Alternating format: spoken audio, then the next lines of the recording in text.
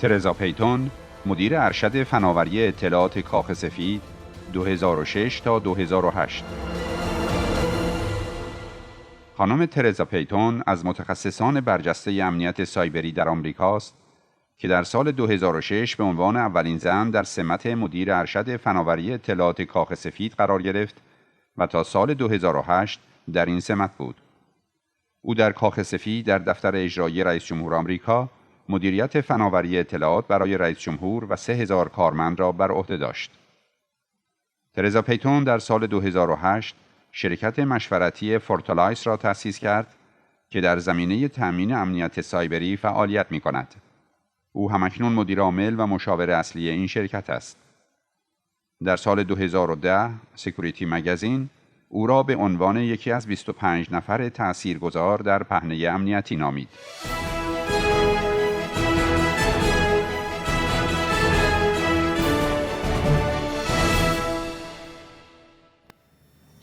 Hello, and thank you for having me here today. I am so honored to be a part of the agenda. I want to use my time to inform and engage you on the cyber domain and what actions we must all take on behalf of the citizens of Iran. We can change their future and the world's future and see a free Iran soon. Warren Buffett says cyber warfare is the greatest threat to mankind, even more so than nuclear weapons. He's correct. We're under siege, deep in the middle of a new type of war. In an increasingly interconnected world where nearly all adults have access to robust devices in their pockets, the next frontier of security isn't physical, it's digital. As daunting as the thought of nuclear wars, bombs, and bullets are, the hacking of systems and the manipulation of our minds are equally alarming threats. The Iranian regime is at the forefront of actors in cyber warfare, and we must stop it. The current Iranian regime uses a mix of cyber intrusions, digital manipulation campaigns, and terrorist activities or threat of such as their key strategy for maintaining the regime's operational status quo and to improve their standing on the world stage and suppress their citizenry. Iran's regime also hides behind cyber operatives and fake personas. They can pretend to be our neighbors and fellow citizens. They are inside our digital infrastructure and inside our social media. And during this pandemic, COVID-19, social media is the replacement for the town square for socializing. Let's examine how they leverage the cyber domain to maintain control. In Iran, the crackdown on opposition and the media is enforced by the government.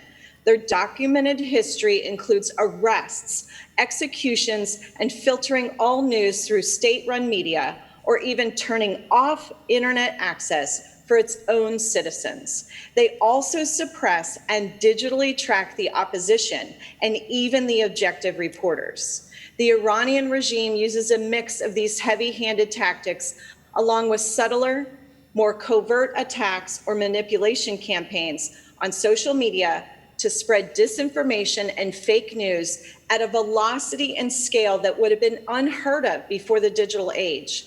As I wrote about in my new book, Manipulated, Iran's goal is to drive positive news about its current regime, often manipulating its own people to ensure undying support for the mullahs' ideological and international political interests. The cyber operatives acting on behalf of the Iranian regime seek to blunt the media's ability to investigate their false dealings.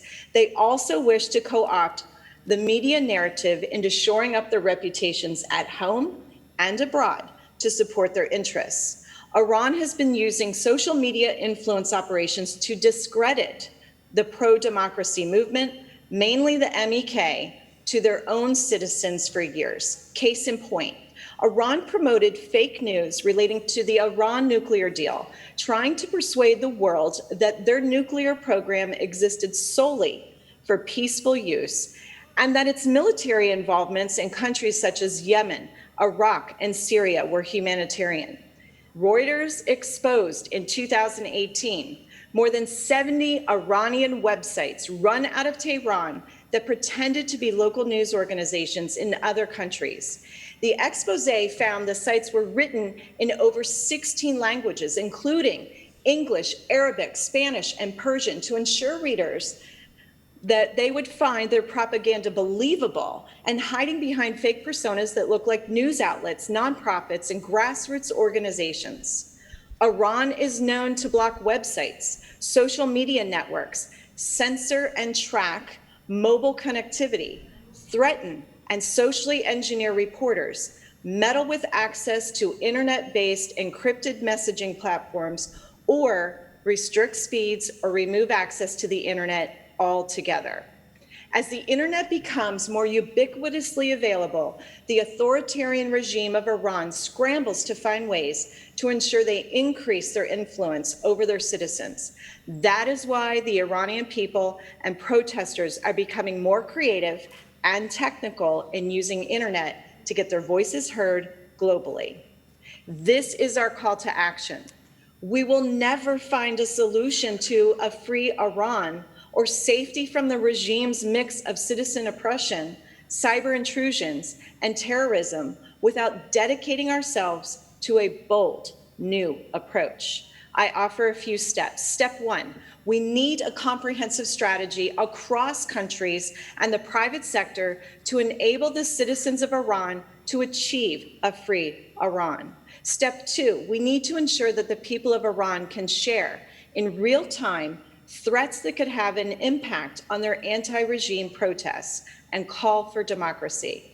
Step three, through financial backing, expert advice, traditional media bombardment, and yes, now social media influence campaigns, the United States and other countries could use an amplification campaign to bypass the Iranian regime to promote regime change by the Iranian people. We must quickly evaluate the effectiveness of diplomatic measures and set up a threat hunting team that aggressively searches for adversarial activity from the Iranian regime, especially those targeting the opposition. Step four, act. We can't allow excuses anymore. This is the crisis of our time. If a coalition of international policymakers, technology, and citizens act now, the overall future for the people of Iran and the world will take a more positive and different course. As George Washington wrote from Mount Vernon in 1799, offensive operations oftentimes is the surest, if not the only, in some cases, means of defense. Thank you for having me. I'm honored to share these ideas and a call to action with you.